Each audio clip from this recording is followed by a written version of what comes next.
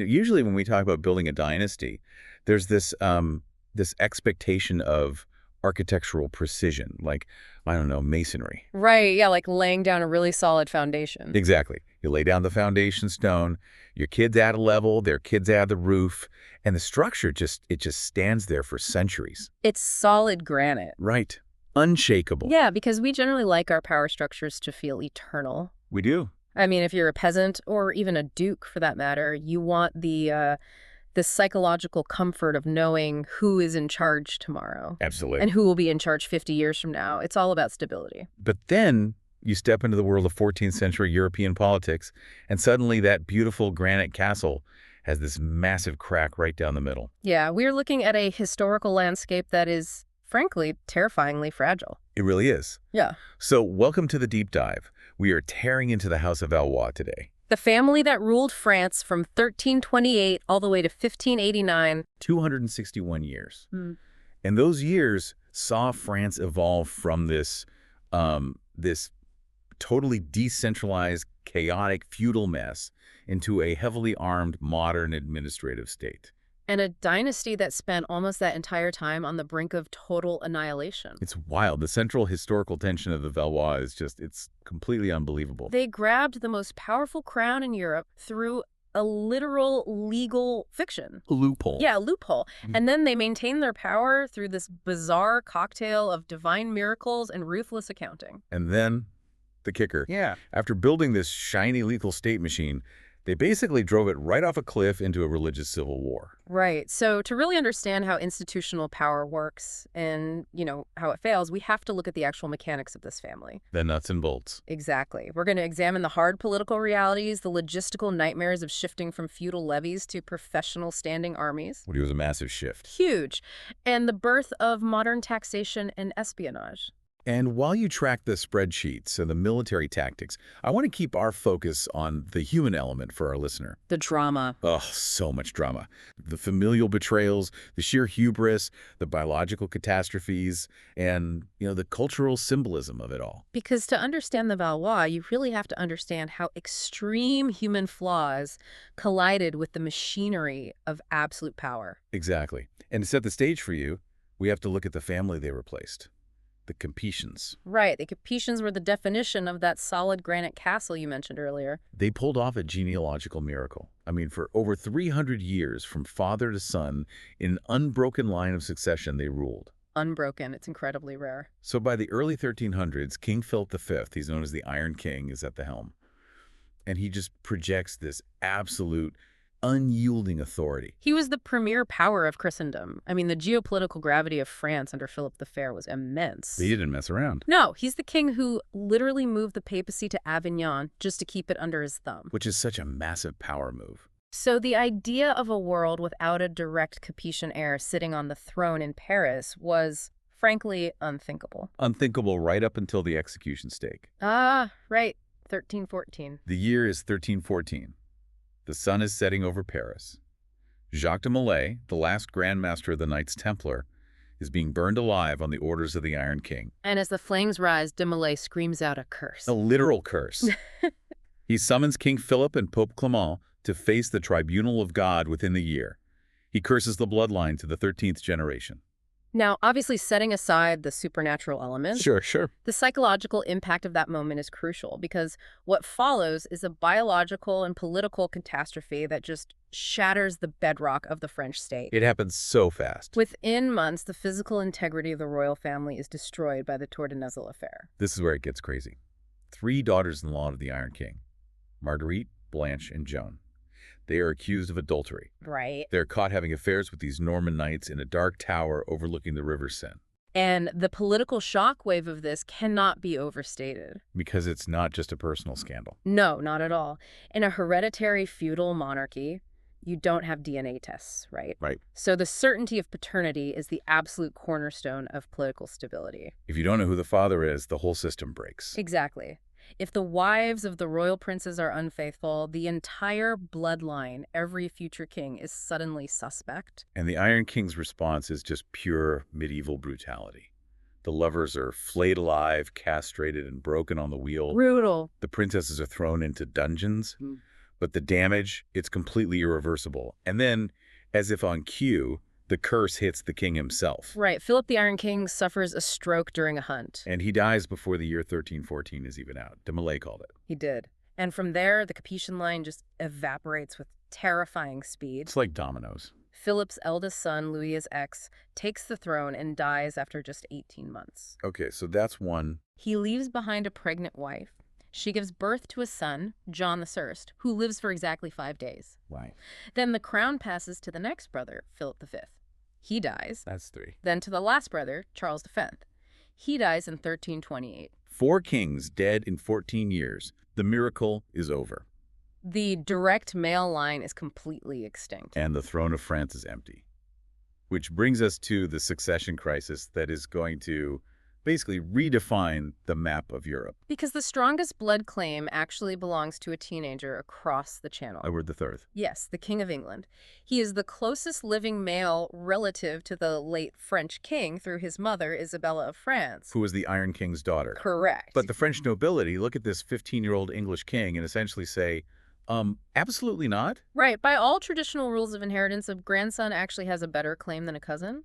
But the geopolitical reality was that the French barons and prelates would not submit to being governed from London. They just wouldn't do it. They needed an excuse. They needed a legal shield to block Edward. Okay, wait. Let me stop you right there, because this is where we get to the Salic law. The famous lawyer's trick? The story goes that the French lawyers dig into the dusty archives of the ancient Salian Franks from the 6th century, right? Yeah. And they discover this law saying a woman cannot inherit the throne, nor can she transmit a claim to her son. Right, to block Isabella and therefore Edward. And the justification they used was this incredibly poetic line, "The lily does not spin," meaning the French crown cannot pass through the distaff or female side. Yeah. But come on, are you telling me the nobility just, like, magically discovered an 800-year-old law in a drawer somewhere? Oh, absolutely not. Did anyone actually buy that this was a respected ancient precedent? No, it was a massive retroactive justification. As I said, a total lawyer's trick. I knew it. The original Salic code pertained to private property among Germanic tribes centuries ago. It had absolutely nothing to do with the transmission of the royal dignity of the Kingdom of France. So it was just a desperate terms of service update that the French nobility hastily drafted to keep their own jobs and influence intact. That's a really great way to look at it. They had an immediate political problem. I'm a foreign king legally entitled to their throne. Exactly. So they invented a legal precedent that conveniently solved that problem, completely disqualifying Edward III and clearing the path for a French cousin, Philip of Valois. Philip VI. Yes. He's 35. He loves jousting. He loves the pageantry of the court.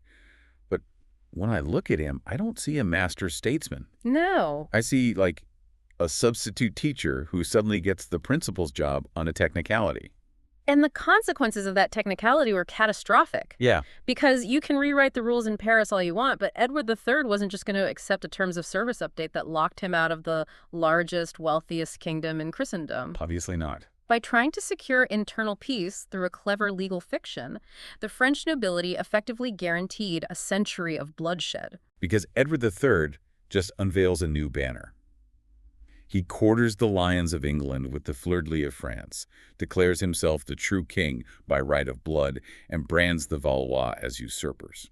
And just like that, the 100 Years' War begins. And this brings us to a really fascinating institutional failure, doesn't it? Oh, absolutely. The early Valois kings, Philip VI and his son, John II, are completely obsessed with the culture of chivalry. They're living in an Arthurian romance. They really are, but they are treating war like it's an extension of a tournament, completely missing the fact that the mechanics of warfare had fundamentally shifted. They think war is a glorious sport.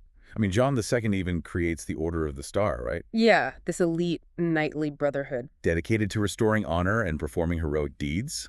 The French court literally laughs at the English. They didn't take them seriously at all. France has the wealth, the population, and the most feared heavy cavalry on earth.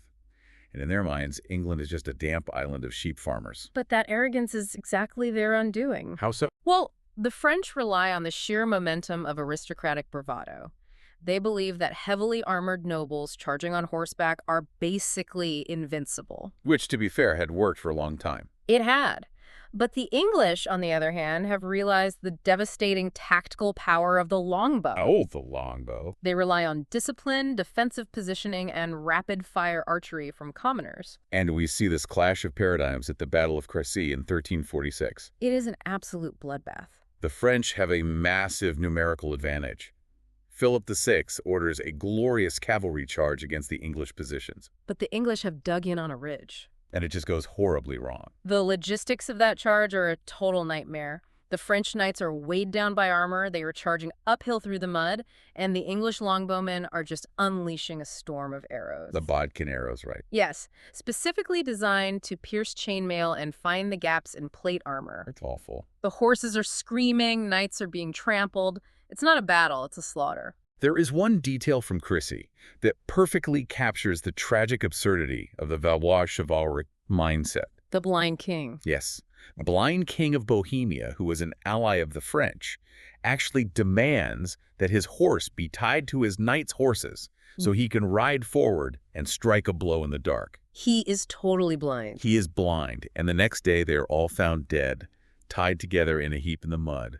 It is a fatal obsession with an outdated code of honor. And Philip VI flees the field wounded, leaving his army decimated and the legitimacy of his new dynasty literally bleeding in the mud. It's a disaster. And the socioeconomic situation is about to get unimaginably worse. Because of the plague. Because the following year, the Black Death arrives. I mean, just imagine the psychological toll on the French populace for a second. It's devastating. You have a new royal family that just usurped the throne on a legal technicality. They immediately lead the country into a humiliating military disaster. No. And then a plague sweeps through that kills a third of the population. Right. If you are a 14th century peasant, you don't look at this as bad luck.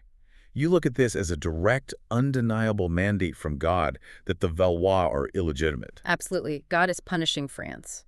And the practical effects. The labor pool vanishes, the fields are empty, the tax base completely collapses. So by the time Philip VI dies in 1350, he passes a totally shattered realm to his son, John II. And John, remarkably, repeats his father's exact mistakes at the Battle of Poitiers in 1356. The Valois arrogance snatches defeat from the jaws of victory again.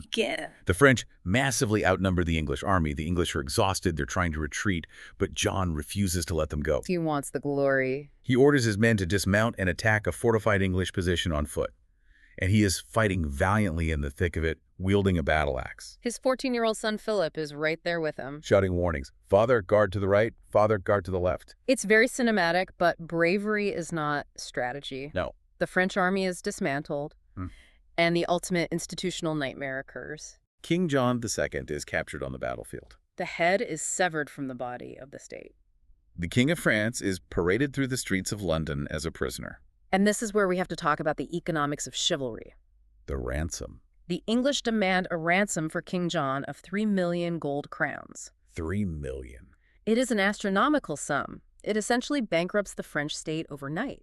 How do they even pay that? They have to mint entirely new coins called the francs just to try and raise the funds. Wow. And to raise this money, the nobility tries to squeeze the peasantry even harder, right on the heels of the Black Death. And the peasantry snaps. Exactly. You get the Jacquerie in 1358.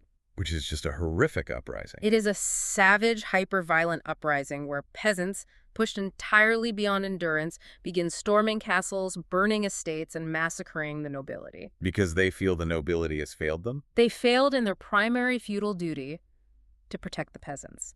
The nobles lost at Poitiers, they let the king get captured, and now they want the peasants to pay for it. The French state effectively ceases to exist at this point. It is a smoking ruin overrun by mercenary bands called free companies who just pillage at will because no one is paying them. And just to put a final button on the toxic nature of this chivalric culture. Oh, this part is maddening. In 1360, a treaty is signed. John is released back to France to raise his ransom, while several royal princes take his place as hostages in London to guarantee the payment. Right, but one of the hostages, John's own son, gets bored and escapes. He breaks his parole. And King John II, bound by this ridiculous, obsolete honor code that has already destroyed his country, voluntarily sails back to England to return to captivity. Because a gentleman keeps his word. He literally dies in London as a prisoner. It is the ultimate failure of the warrior king model. It really is. Trying to be the glorious heroes from the Arthurian romances almost erased France from the map entirely. So to survive, the Valois had to radically change their DNA. They didn't need another knight. No, they needed an accountant. Exactly. Enter Charles V, known as Charles the Wise. He's the son of John II, and he steps into this total vacuum. And you're right, he is the absolute antithesis of the Valois ideal. Physically and temperamentally. He is physically frail. He's sickly. His right hand is so swollen with gout he can barely hold a sword. He is an introverted intellectual. He spends his time reading Aristotle in the newly built Royal Library in the Louvre. But Charles V understands the modern reality. War is not a sport, it is a logistical and financial operation. Yes. So he initiates what we call a Fabian strategy. Let's really dig into the mechanics of this Fabian strategy. Because from a modern perspective, I think of Charles V like a ruthless CFO brought in to save a failing tech startup. Okay, I like that analogy. The old CEO threw lavish parties, bought sports cars, and burned all the venture capital on vanity projects, right? Right. The new CFO comes in, fires the party planner, sells the cars, and forces everyone to look at spreadsheets. Yeah, that's exactly what he did. It is incredibly effective, but it must have been deeply unpopular with the nobility who were raised on songs of glory. It was wildly unpopular, but Charles V was unrelenting. A Fabian strategy is a war of attrition. How so? Charles explicitly forbids his commanders from engaging in pitched battles. He knows the English longbows will just slaughter his heavy cavalry again. So what did they do when the English army marches out of Calais looking for a fight? The French army vanishes. It disappears. Charles orders the countryside abandoned. They retreat into walled cities and castles. They burn the crops behind them. They destroy the bridges. And they let the English march through a starving, empty landscape. That is brutal. It's logistical warfare. The English of Aché's, these massive raids, used to be terrifying and highly profitable because they would plunder the rich of French countryside. But now there's nothing to plunder. Exactly. Under Charles V, those raids turn into miserable death marches. Because they can't feed themselves. The English knights get dysentery, their horses starve, they face relentless guerrilla attacks on their supply lines. Wow. And the English treasury bleeds money trying to supply an army in a wasteland. And Charles delegates the actual fighting to his constable, Bertrand du Guesclin. Yes. And du Guesclin is not some shining knight in enameled armor. He is a minor Breton noble who looks like a bouncer at a rough tavern. He thinks like a guerrilla fighter. He's a pragmatist. Together, he and Charles wage this slow, methodical war. They use bribery to flip loyalties.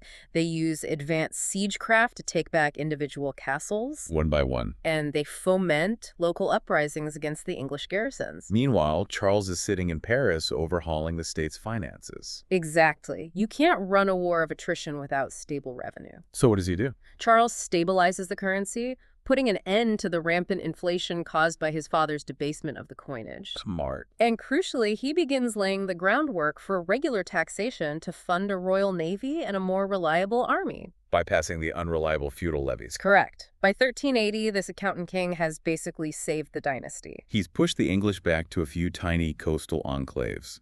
The kingdom is solvent. He fixed it. But then, he dies prematurely at age 42. And this is where the inherent volatility of a hereditary monarchy strikes. Yeah. You can build the most efficient administrative state in the world, but if the genetic lottery fails you, the whole thing comes crashing down. Because Charles V leaves behind a 12-year-old son, Charles VI. Right. And for the first decade, things actually seem okay. He's called the Beloved. He's athletic, handsome, eager. But the massive treasury his father built up becomes a target. Oh, of course it does. The young king's uncles, the Dukes of Burgundy and Orleans, step into the power vacuum. And they essentially treat the royal treasury like a personal ATM. Undoing the careful financial stability Charles V had engineered. But the political corruption is secondary to the biological disaster that occurs in August 1392. The madness. The descent into madness. This is one of the most terrifying events in medieval history. It really is. Charles VI is riding through a forest in Brittany on a scorching hot day. The army is on the march. Suddenly, a crazed beggar runs out of the woods, Grabs the king's bridle, and screams that the king is surrounded by traitors. The entourage pushes the man away, but the king is visibly shaken. And then, a few minutes later, a page falls asleep in the saddle and drops his lance. It clangs loudly against his steel helmet. And Charles just snaps. He has a total psychotic break. He draws his sword, screams forward against the traitors, and attacks his own men. He kills several knights before his chamberlain manages to tackle him from behind and tie him up. It's horrifying. And this wasn't just a temporary heat stroke. Charles VI would suffer from prolonged, intense bouts of schizophrenia and psychosis for the rest of his 30-year reign. 30 years. There were months where he didn't know his own name. He denied he had a wife or children. He would run wildly through the corridors of his palace until he collapsed from exhaustion. And then there is the glass delusion. Oh, this part is so bizarre. He believed his body was made entirely of glass. Yes. And that he would shatter into pieces if anyone bumped into him. The logistics of caring for him were horrific. They had to sew iron rods into his clothes to give him a sense of structural integrity. Just so he wouldn't panic about breaking. Yeah. Imagine being a citizen of France, for you listening. Your entire legal, military, and spiritual apparatus is tied to the physical body of a man who is hiding in the corner of a room, terrified that he is a fragile pane of glass. It's a nightmare scenario for a state. I would argue that this biological failure, the madness of Charles VI, was the primary, absolute cause of the collapse of the French state in the 15th century. If the guy at the top doesn't know his own name, everything falls apart. Well, I see your point, and the madness was certainly the catalyst. But if we connect this to the broader structural mechanics of the Valois state, the true vulnerability was institutional. How so? A strong bureaucratic state can survive an incapacitated executive. But the Valois had intentionally built a fatal flaw into their system, the appanages. Okay, explain the appanages, because it sounds like they were just handing out sovereign kingdoms to their relatives. That's essentially exactly what they were. The Valois kings had a tradition of giving massive, incredibly wealthy, semi-independent territories to the king's younger brothers and uncles. Why would they do that? The idea was to keep the extended family rich, happy, and loyal to the crown.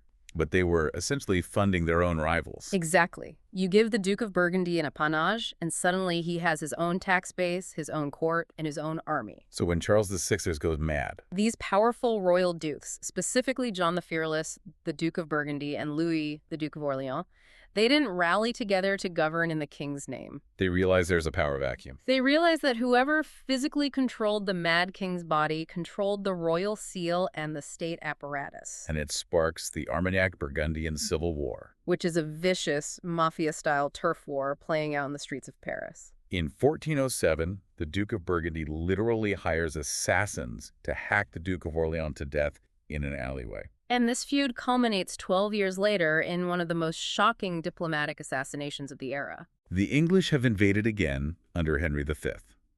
They won the Battle of Agincourt in 1415. France is desperate. So in 1419, they arrange a peace conference between the two warring French factions. On a bridge at Montereau, Right. John the Fearless, the Duke of Burgundy, walks out onto this bridge to meet the 16-year-old Dauphin Charles, The son of the Mad King. who is backed by the Armagnac faction. It was supposed to be a reconciliation. But it's a trap. As John the Fearless kneels before the young Dauphin, an Armagnac partisan steps forward with an axe. And drives it right into the Duke's face. They assassinate the most powerful nobleman in Europe on a diplomatic bridge. And that single swing of an axe shatters any hope of a united France. Because the new Duke of Burgundy, Philip the Good, wants revenge. He is so consumed by a desire for revenge against the Dauphin that he does the unthinkable. He officially allies the immense wealth and military power of Burgundy with the English invaders. Which brings us to the absolute nadir of the Valois dynasty. The 1420 Treaty of Troyes. It is an institutional surrender without parallel. The mad King Charles VI, completely manipulated by the Burgundians and his own wife, Queen Isabeau, signs a treaty. That legally disinherits his own son, the Dauphin. Yes. His own mother started a rumor that he was illegitimate just to get him out of the way. The treaty hands the crown of France directly to King Henry V of England upon Charles VI's death. And Henry V marries the French princess, Catherine of Valois, to seal the deal. The House of Valois legally signs its own death warrant. France is partitioned. The English and their Burgundian allies control Paris, Normandy, and the entire north. And the disinherited Dauphin Charles is forced to flee south. He establishes this pathetic little shadow court. He's mockingly referred to as the King of Bourges. He is depressed, out of money, and deeply paralyzed by doubt about his own legitimacy. By all rational metrics of geopolitics, the House of Valois is dead. The English hold the capital. They hold the administrative apparatus. But an impossible variable is about to enter the equation. And completely short-circuit the logic of 15th century politics. This is where we get to the miracle. Joan of Arc. Now, to the modern mind, Joan is often relegated to folklore or religious mythology. Sure. But if we look at her functionally as a political instrument, she is something entirely different. She is the ultimate PR weapon. Exactly. Think about the Dauphin's position. He is legally disinherited. His military is shattered. He doesn't even know if he is truly of royal blood. He needs a miracle. And then this illiterate 17-year-old peasant girl shows up at his castle in Chinon, dressed in men's clothing, Claiming she hears the voices of the Archangel Michael and St. Catherine. telling her that God himself has decreed Charles is the true king and that she will drive the English out. And Charles, to his credit, plays this brilliantly. He tests her. He hides among his courtiers in plain clothes when she is brought in. She walks right past the nobles and drops to her knees in front of him. In a world desperate for signs, she offers the one thing the Dauphin's empty treasury cannot buy. Divine certainty. The psychological shift in the French war effort, it's instantaneous. You have a demoralized, beaten army that suddenly believes they are fighting a holy war endorsed by the Almighty. In 1429, Joan inspires the troops to lift the grueling siege of Orleans. The English, who for almost a century believed their longbows made them invincible, suddenly think they are fighting a literal agent of the devil. The morale advantage flips completely. But lifting the siege isn't even her most important strategic move. No. She insists on marching Charles deep into enemy-held territory to the cathedral at Reims. Why Reims? Symbolism and institutional legitimacy. Reims is where the holy oil of Clovis is kept. It is the traditional site where every French king is anointed. Right. A legal document signed at Troyes said Henry of England was king. But to the medieval mind, an anointing with holy oil at Reims supersedes any earthly contract. Exactly. By being crowned at Reims, the stain of his disinheritance is completely washed away. Charles isn't the bastard king of Bourges anymore. He is Charles VII, King of France by the grace of God. And this is where we see the stark, cold pragmatism of the Valois reassert itself. The betrayal. Joan of Arc achieves her primary political purpose.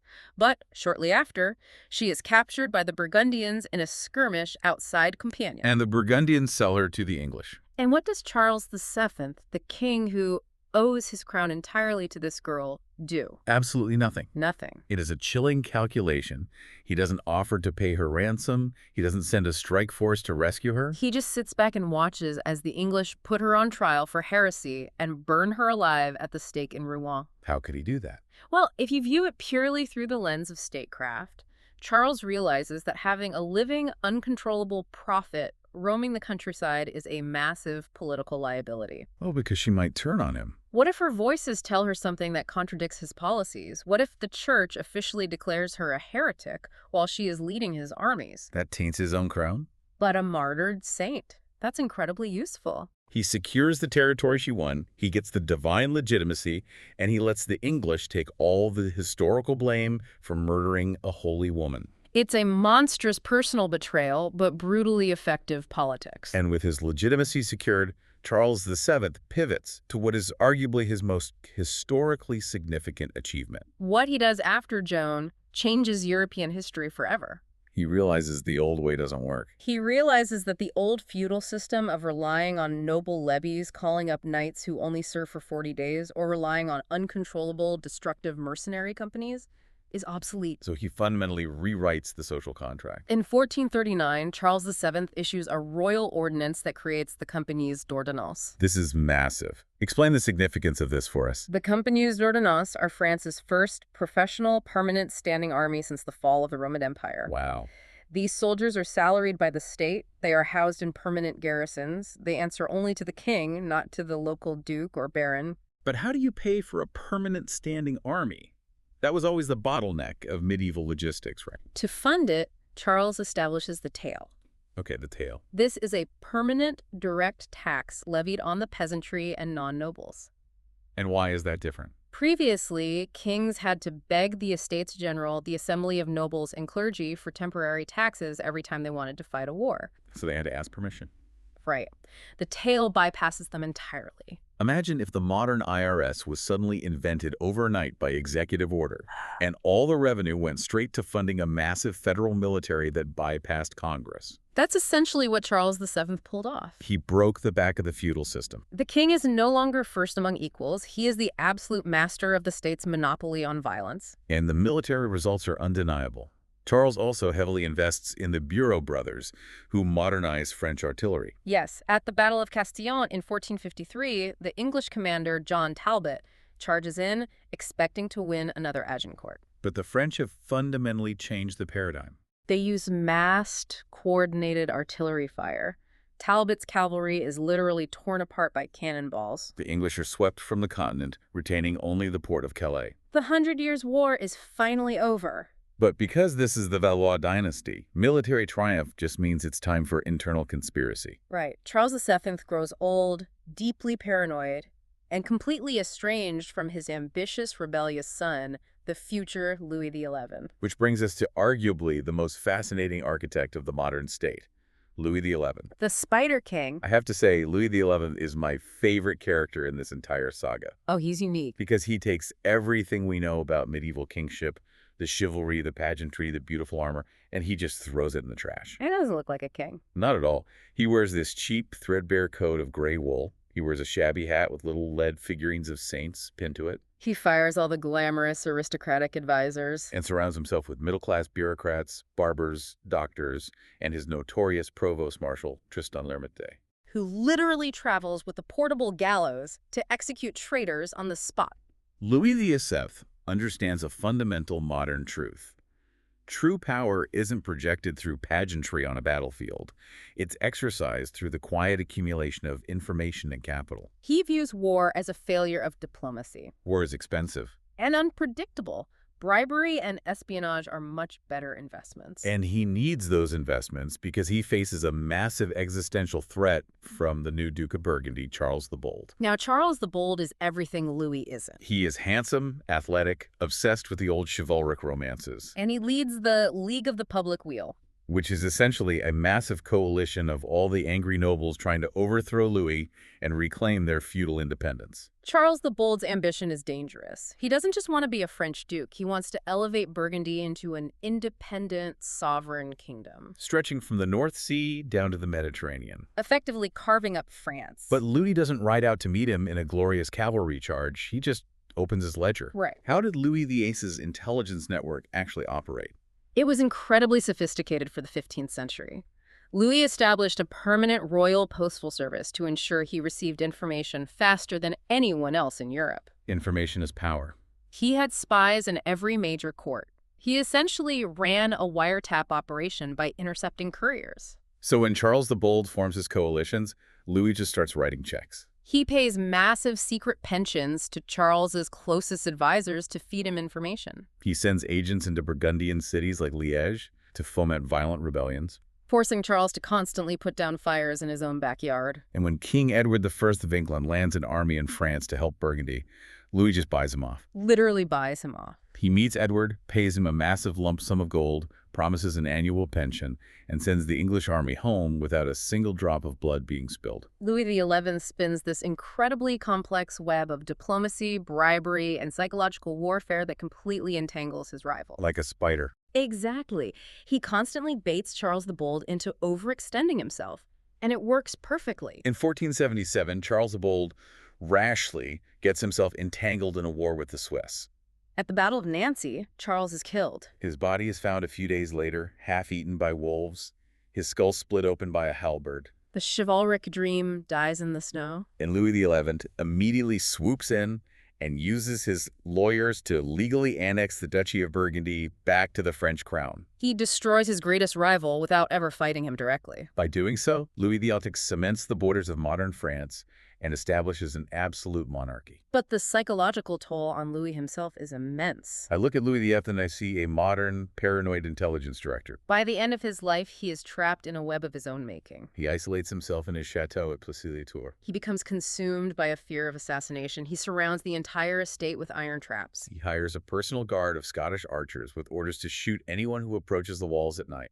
He is terrified of his own shadow, drinking bizarre medical concoctions made of pulverized pearls, and begging the Pope to send him holy relics to stave off death. He is terrified of the very state machinery he built. But when he finally dies in 1483, look at the asset he leaves behind. He leaves a massive, unified, heavily centralized state. The royal treasury is overflowing.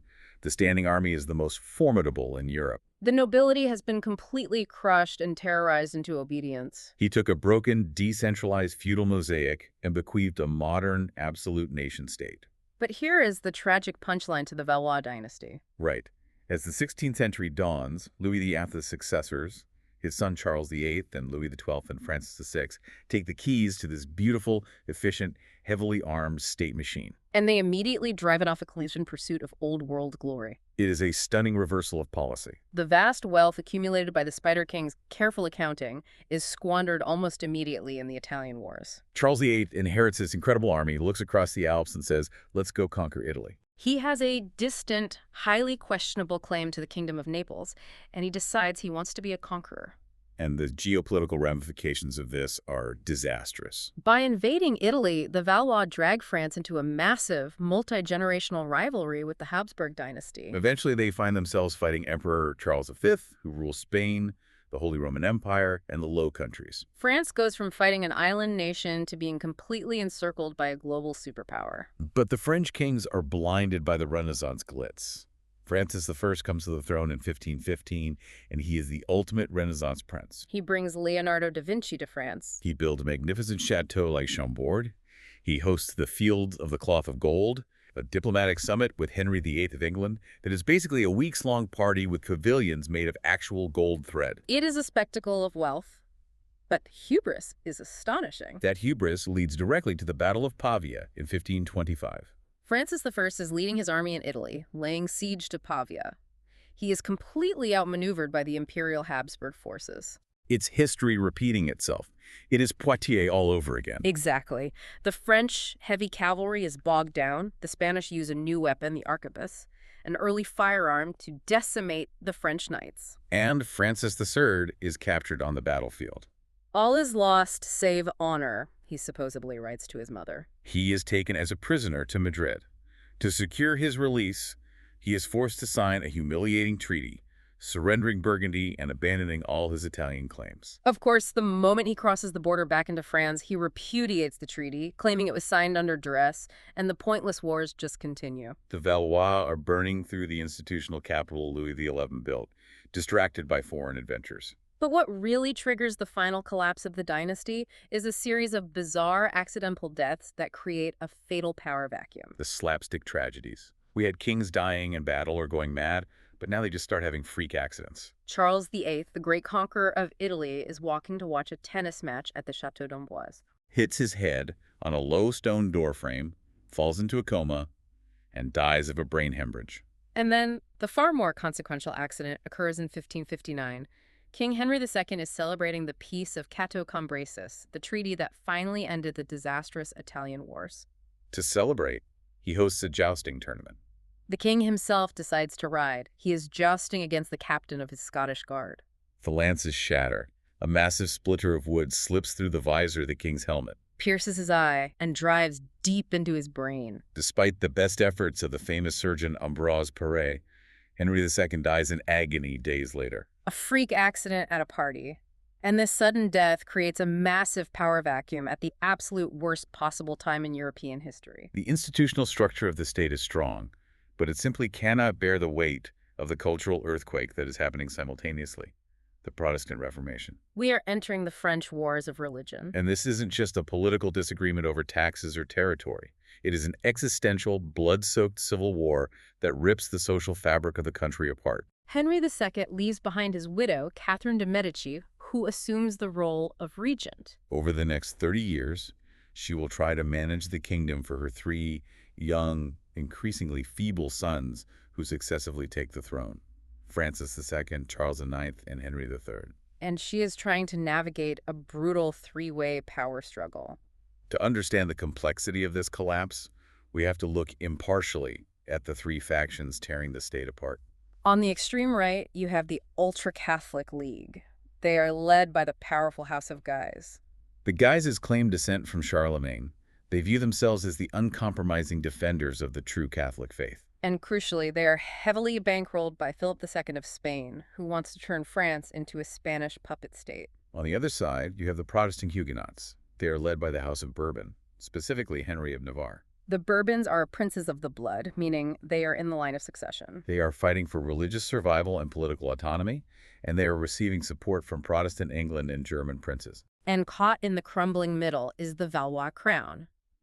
Catherine de' Medici and her sons are desperately trying to play the factions against each other. They issue edicts of toleration one year, and then revoked them the next, trying to maintain royal authority above the religious fray. But the tension is uncontrollable, and the Valois crown completely loses the moral high ground and whatever legitimacy it had left in 1572. The St. Bartholomew's Day Massacre. Catherine de' Medici had arranged a marriage between her daughter, Marguerite of Valois, and the Protestant leader, Henry of Navarre.